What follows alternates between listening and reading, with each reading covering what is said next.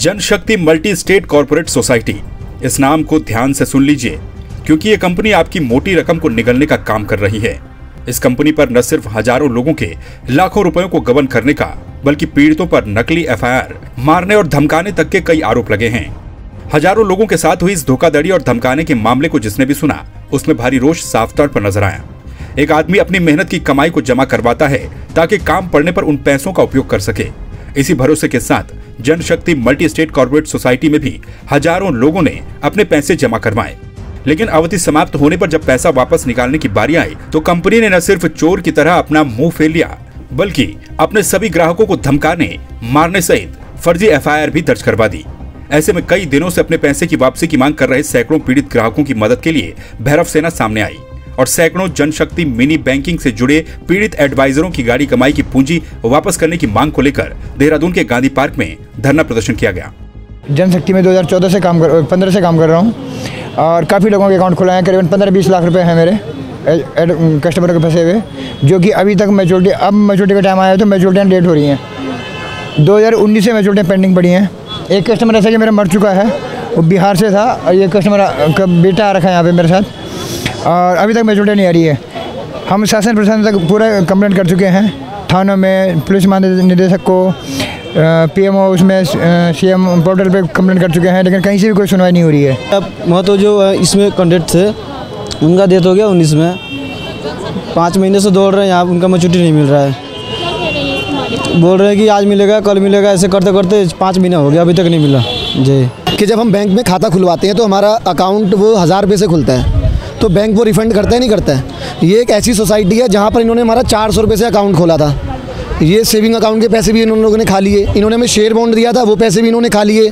हमारा TDS जो government को जाता है वो भी इन्होंने खा लिया, हमारे अकाउंट में नहीं आया आज तक। हमारा JMCS फंड वो भी इन्होंने खा लिया, वो भी हमारे पास नहीं आया। और इनकी अपनी नीतियाँ हैं, ये कहते हैं कि अगर जिस कस्टमर के 1000 रुपये जमा है वो ख़त्म हो गए, वो नहीं मिलेंगे। ऐसा क्यों मैडम? हमारे पास उन गरीब लोगों का पैसा है जो रेडी लगाते हैं। मैं यहाँ 2017 में मैंने ज्वाइनिंग करी थी और मैडम मुझे 3 साल मैंने वहाँ काम करा। 3 साल का मेरा फ़ंड, मेरा TDS कुछ नहीं इन्होंने मुझे दिया। और मैडम उल्टा धमकी देते हैं कि हम तुम्हें मरवा देंगे, ये करवा देंगे, वो करवा देंगे। इनके जो लोकल जो चापलूस हैं, जो जनशक्ति की दलाली इस समय कर रहे हैं, इन लोगों ने मैडम उल्टा हमें धमकियाँ देते हैं। हमारे खिलाफ फर्जी एफआईआर दर्ज करवा दी ऋषिकेश थाने के अंदर। हमारे जो पैसे थे, RD थी, DDS थे, वो हमारे ये पैसे हम 5 साल 10 साल हमने जमा करे।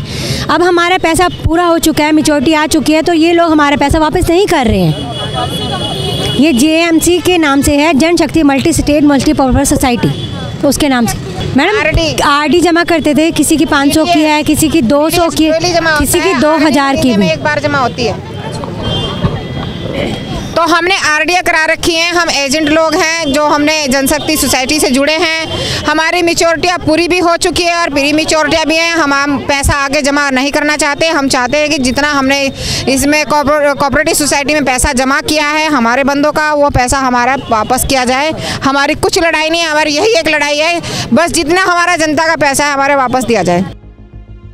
वहीं आक्रोश को बढ़ता देख समाज सेवी और बीजेपी किसान मोर्चा के प्रदेश उपाध्यक्ष जोगिंदर सिंह पुंडीर भी धरने पर बैठे और पीड़ितों को मिलने गांधी पार्क पहुंचे।